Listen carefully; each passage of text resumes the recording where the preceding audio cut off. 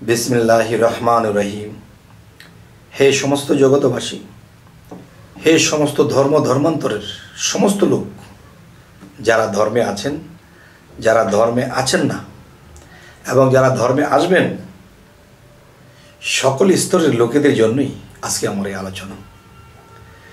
দেখুন, একটা বিষয়, আপনি যদি একটা চাকরি করেন তাহলে প্রতিদিন আপনার একটা ড্রেস আছে। যদি সেই অফিসের কোনো পোশাক থাকে তাহলে এক পোশাকই যাচ্ছেন। আচ্ছা, যদি আর্মিতে চাকরি করেন তাহলে আর্মির পোশাক সবসময়। পুলিশে চাকরি করেন, পুলিশের সবসময় ভূমিকা। দেখেন, আজকের আলোচনাটি হবে কি, যে আল্লাহ নিরাকার, আল্লাহ দেখা যায় না, এই যে কথাগুলো ঠিক নয়। যেমন মনে করেন, আল্লাহর রূপের কোনো শেষ নেই, আল্লাহর রূপের কোনো অন্ত নেই। আপনার আর আমার আছে, শেষ আছে। যেমন আপনি ছেলে হন বা মেয়ে হন, আপনি যখন পুলিশে চাকরি করেন তো পুলিশের ডিউটি করতে করতে করতে করতে সারা দিন কাটিয়েছেন, সন্ধ্যায় বা বিকালে বাসায় এসে হতাশ করে পড়েছেন, আর শরীর কুলাচ্ছে না। তো ওখানে পোশাকধারী হয়েছিলেন, কেউ স্যার বলেছে, কেউ পুলিশ অফিসার বলেছে। বাড়িতে যখন ফিরে এসেছেন,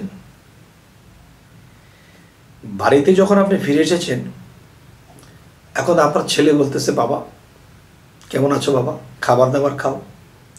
মেয়ে বলতেছে বাবা, এবং তার মা এসে বলে, ছেলে এটা এসেছে, এসো বাবা। এক একজনে এক এক ভূমিকা ডাকতেছে।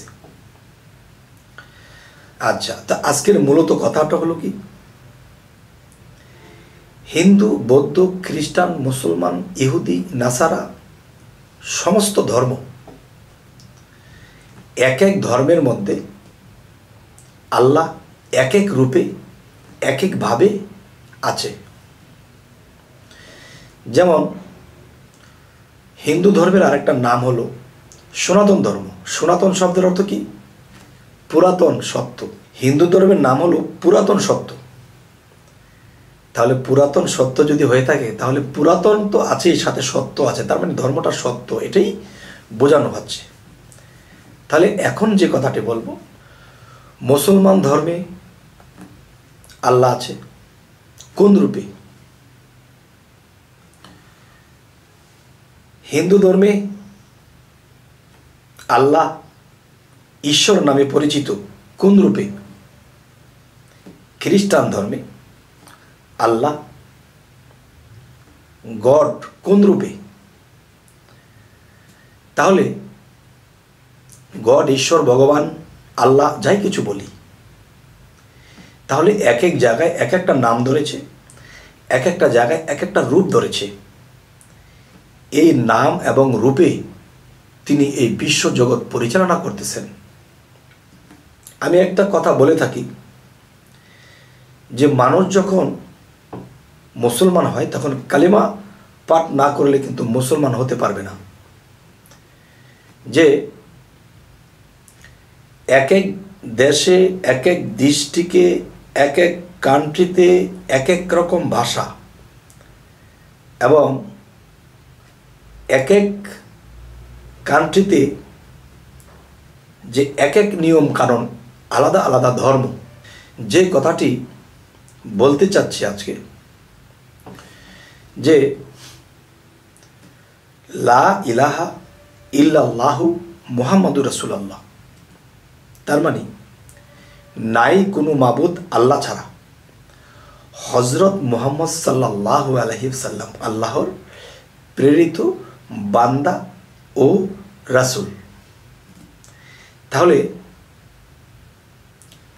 এই কালেমাটা যখন মানুষ পাঠ করে তখন মানুষটি মুসলমান হয়, ইসলাম ধর্মে দাবিত হয়। এই কথাটুকু কেউ যদি স্বীকার করে, বিশ্বাস করে। এবার আসি হিন্দু সম্প্রদায়। হিন্দু বা সনাতন ধর্মে গেলে এই কথাটি কি, লা ইলাহা ইল্লাল্লাহু মুহাম্মাদুর রাসূলুল্লাহ, এই কথাটিকে অন্য একটি ভাষায় বলতেছে। কি বলতেছে? এক ঈশ্বর, দ্বিতীয় নাস্তি, এক মেবাদি, দ্বিতীয়াং ওং বিষ্ণু নারায়ণাং। অর্থ কি? নাই কোনো মাবুদ আল্লাহ ছাড়া।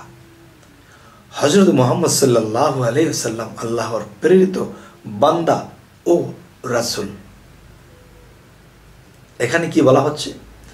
এক ঈশ্বর, দ্বিতীয় নাস্তি, এক মেবাদি, দ্বিতীয়াং ওং বিষ্ণু নারায়ণাং। অর্থাৎ এক ঈশ্বর ছাড়া দ্বিতীয় কোনো ঈশ্বর নাই। সেখানে কি বলেছে? আল্লাহ ব্যতীত কোনো মাবুদ নাই। এক ঈশ্বর ছাড়া দ্বিতীয় কোনো ঈশ্বর নাই। আবার কি বলছে? ঈশ্বরের স্বরূপ ঈশ্বর ভগবান শ্রীকৃষ্ণ। আর এখানে কি বলা হচ্ছে? নাই কোনো মাবুদ আল্লাহ ছাড়া। হযরত মুহাম্মদ সাল্লাল্লাহু আলাইহি সাল্লাম আল্লাহর প্রেরিত বান্দা ও রাসূল। এই যে বান্দা ও রাসূল, মুহাম্মদ জন্ম নিয়েছে, আর রাসূল যে একটা পাওয়ার, এটা মুহাম্মদ সাল্লাল্লাহু আলাইহি সাল্লাম কামাই করে নিয়েছেন এই টাইটেলটুকু। আর টাইটেলটুকু যে কামাই করেছে সেটাই হলো রাসূল পাওয়ার, ওয়ালানিওয়াল পাওয়ার। তাহলে রাসূল যখন মুহাম্মদের সাথে মিশেছে, রাসূল পাওয়ারটা, তখন রাসূলের সাথে কিন্তু আল্লাহ মিশে আছে। তারা দুই মিলে একাকার, আর রাসূল মুহাম্মদের সাথে মিলে একাকার। তাই বলা হয়েছে মুহাম্মদ সাল্লাল্লাহু আলাইহি ওয়াসাল্লাম আল্লাহর প্রেরিত বান্দা। এই যে মুহাম্মদ বান্দা ও রাসূল, মানে রাসূলটা ওই পারে, রাসূলকে কিন্তু বান্দা বলা হয়নি। বান্দা ও রাসূল, তার মানে বান্দা নয় রাসূল, রাসূল বন্ধু। আর বন্ধু যখন রাসূলের সাথে একাকার হয়েছে, আর রাসূল যখন মুহাম্মদের সাথে একাকার হয়েছে, আল্লাহ, নবী, আদম, এই তিনজনে মিলে একদম, আল্লাহ, আদম, নবী, এই তিনজনে মিলে হয়েছে একটি ছবি। আচ্ছা, আজকের যে মূলতি কথা সেটি হলো, দেখেন পৃথিবীতে কতগুলো ধর্ম আছে। সমস্ত ধর্মের নাম কিন্তু আমার জানা নেই। হিন্দু, বৌদ্ধ, খ্রিস্টান, মুসলমান, ইহুদি, নাসারা, আর অনেক ধর্ম ইত্যাদি ইত্যাদি। তাহলে হযরত মুসা আলাইহিস সালাম যখন ছিলেন, তখন আল্লাহ মুসা আলাইহিস সালামের কাছে কোন রূপে ছিলেন? ঈসা আলাইহিস সালাম যখন ছিলেন, তখন ঈসা আলাইহিস সালামের কাছে আল্লাহ কোন রূপে ছিলেন? যখন দাউদ আলাইহিস সালাম ছিল, তখন আল্লাহ সেই ধর্মে কোন রূপে ছিলেন? এবং এই যে হিন্দু ধর্মটা, সনাতন ধর্ম, এটা পুরাতন ধর্ম। আর আমাদের ইসলাম ধর্মের বয়স কত? আমাদের ইসলাম ধর্মের বয়স, যদি ইসলাম ধর্মটা আমাদের হযরত মুহাম্মদ সাল্লাল্লাহু আলাইহি সাল্লাম থেকে এসে থাকে, তাহলে 1450-1500 বছর ইসলাম ধর্মের বয়স। আর সনাতন ধর্ম পুরাতন, মানে ওই ধর্মটার বয়স কোটি কোটি বছর। যাই হোক, এখানে যাব না। অনেকে মানবে, অনেকে মানবে না। শ্রীকৃষ্ণ 5000 বছর আগে এসে গিয়েছিলেন। 1450 থেকে 1500 বছর আগে হযরত মুহাম্মদ সাল্লাল্লাহু আলাইহি সাল্লাম এসে গেছিলেন। তাহলে আজকের যে কথাটি, হযরত মুহাম্মদ সাল্লাল্লাহু আলাইহি সাল্লাম যখন এই ধরাধামে ছিলেন, নবুয়াত হিসেবে ছিলেন, তখন আল্লাহ তার কাছে কোন রূপে ছিলেন? তাহলে আল্লাহ কিন্তু সূরা বাকারার প্রথমে বলেছে, যারা নিরাকারকে বিশ্বাস করে তারাই মুত্তাকিন, মুমিন। তাহলে নিরাকার, এই অর্থ কিন্তু এটা নয় যে আল্লাহর আকার নেই। নিরাকার, নির একটি ভাষা যদি পানি হয়, তো পানির আকার কি? পানি যখন ফ্রিজে রাখা হয় তখন বরফ হয়ে যায়, তখন বরফের আকার হয়। যখন এই পানিটাকে একটা পুতুলের ভিতরে রাখা হয়, আর পুতুলটা যখন ফ্রিজে রাখা হয়, তখন সেই পুতুলের খোসাটা সরালে সেই বরফটা কিন্তু পুতুলের মতো হয়। তাহলে আল্লাহ নিরাকার হয়ে যখন আদমের ভিতরে প্রবেশ করে তখন কার আকার হয়? যাই হোক, হে সমস্ত জগতবাসী, প্রত্যেকটা ধর্মের নবীর মধ্যে আল্লাহ সেই নবীর ভিতরে, বা সেই নবী তো আদম রূপেই ছিল, সেই নবীর ভিতরে যখন আল্লাহ প্রবেশ করেছেন তাহলে কার রূপ ধারণ করেছেন? মুহাম্মদ সাল্লাল্লাহু আলাইহি সাল্লামের মধ্যে যখন আল্লাহ নিরাকার হয়ে প্রবেশ করেছেন তখন কার রূপে ছিলেন? মুসা আলাইহিস সালাম যখন ছিলেন তখন তার মধ্যে যদি আল্লাহ প্রবেশ করে থাকেন নিরাকার হয়ে, তখন তার ভিতরে গিয়ে কোন আকার ধরেছেন? মুসা আলাইহিস সালাম একটা খোসা, এই খোসার ভিতরে ঢুকেছে নিরাকার, তখন কিন্তু সে আকার। যাই হোক, আমি কিন্তু বলেছিলাম যে মুসা আলাইহিস সালামের ধর্মের মধ্যে যখন আল্লাহ পরিচালনা করেছে, সেই মুসার ভিতরে ঢুকেছে। মুসার পোশাক, চরিত্র, কথা, জ্ঞান এক ছিল না। মুহাম্মদ সাল্লাল্লাহু আলাইহি সাল্লামের সাথে মিল ছিল না। ঈসা আলাইহিস সালামের সাথে দাউদ আলাইহিস সালামের মিল ছিল না। আমি এর আগের পর্বে ছেড়েছি, হযরত মুহাম্মদ সাল্লাল্লাহু আলাইহি সাল্লাম এই নামাজটা এনেছে 52 বছরে আল্লাহর সাথে মেরাজ করে। নামাজ এনেছে 5 ওয়াক্ত, এরপরে পড়েছে। এই 52 বছর আগে তিনি কি করেছে? এর আগে তিনি নিজেকে পবিত্র করা হয়েছে। নিজেকে পবিত্র না করা পর্যন্ত যদি একটা মানুষ নামাজ পড়ে, তার নামাজ কখনোই হবে না। তবে হে সমস্ত জগতবাসী, আজকের যে আলোচনাটি আমি করতে চাচ্ছি, যে কোন ধর্মে আল্লাহ, কোন নবীর মাধ্যমে আল্লাহ কোন রূপে ছিল, এটি কি আপনাদের বোঝা হলো? যদি বুঝে থাকেন আলহামদুলিল্লাহ, যদি না বুঝে থাকেন আমাকে কমেন্ট করবেন, আমি আরেকটু ক্লিয়ার করব। তবে এর থেকে আর কি ক্লিয়ার করব? আরেকটা ছোট্ট বিষয়, হযরত আদম আলাইহিস সালামকে যখন বানানো হলো, তার মধ্যে যখন রূহ ফুৎকার করা হলো, তখন কিন্তু বলা হয়েছিল আমার আদমকে সেজদা করো। আরে সেজদা করবে একমাত্র আল্লাহকে, আদমকে কেন?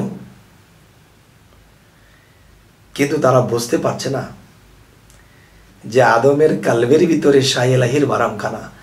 আদম হলো একটা সিংহাসন, আর সেই সিংহাসনে আল্লাহ বসা। তো সিংহাসন যেদিকে সেদিকেই তো আমাকে সেজদা দিতে হবে। তাহলে আদমের কালবে আল্লাহর সিংহাসন।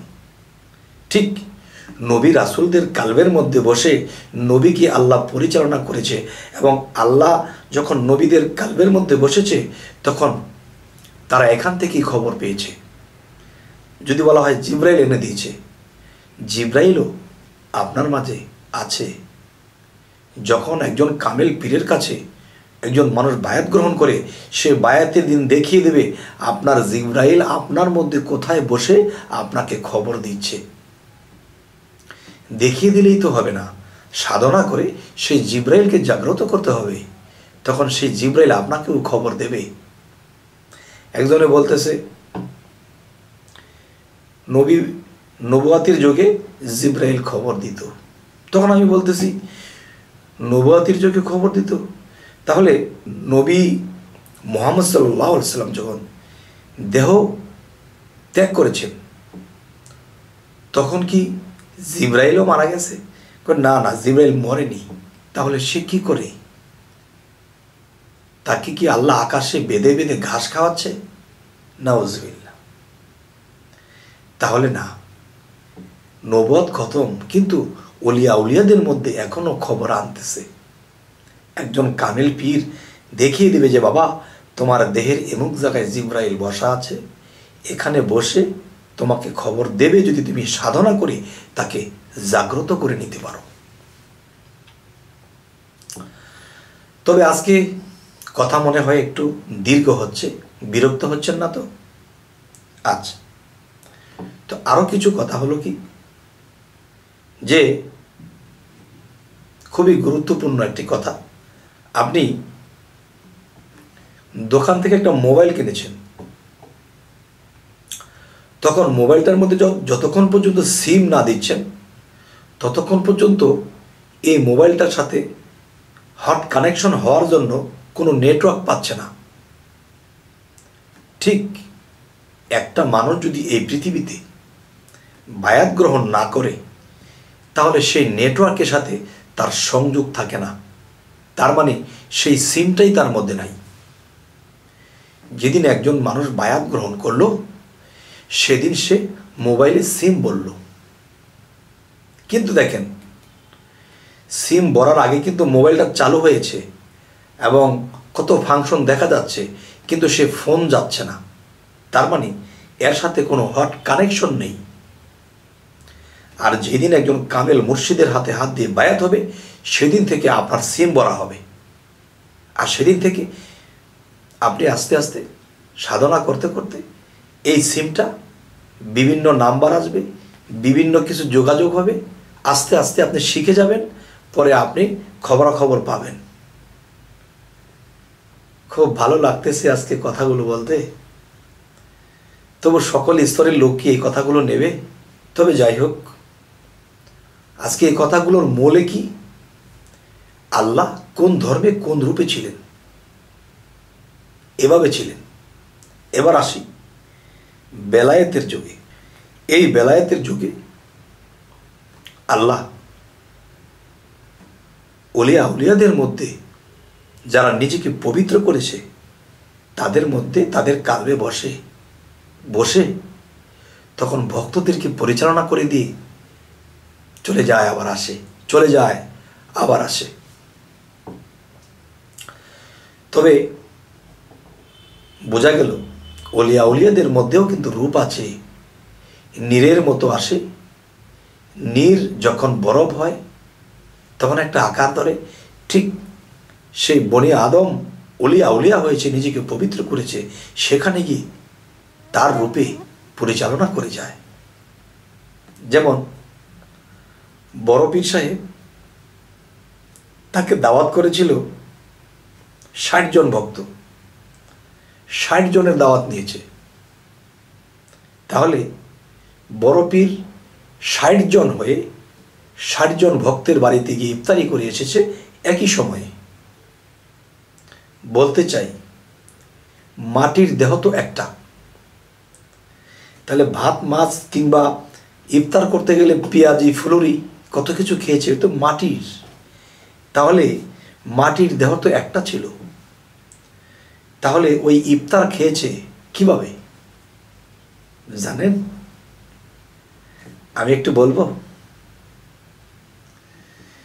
তখন ভক্ত দেখতেছে আমার বড় পীর খাইতেছে,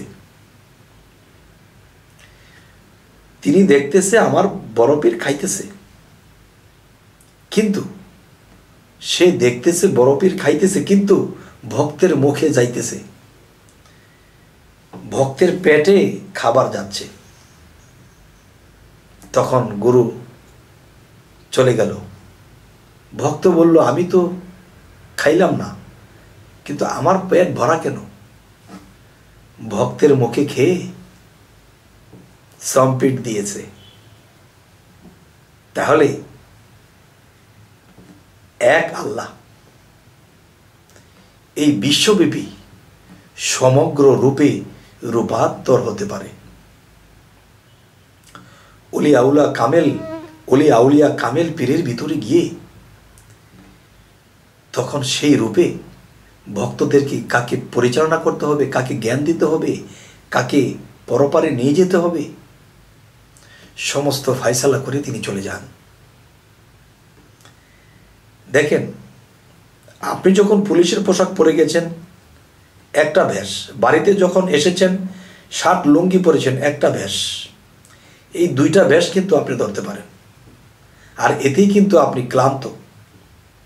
আর আল্লাহ কত রূপে রূপান্তর, এক আল্লাহ কত মানুষকে কত চাহিদা পূরণ করছে। হে সমস্ত জগতবাসী, আজকের এই আলোচনাটি কি বোঝাতে চাইলাম অবশ্যই আমাকে কমেন্টে জানাবেন, এবং সামনে কি ধরনের আলোচনা চাইছেন তাও জানাবেন। তো আজকে আমাদের এই চ্যানেলটিকে যদি আপনাদের ভালো লাগে অবশ্যই সাবস্ক্রাইব করে নেবেন। পরবর্তীতে আবার সাক্ষাৎ হবে। সকলেই ভালো থাকবেন। আল্লাহ হাফিজ।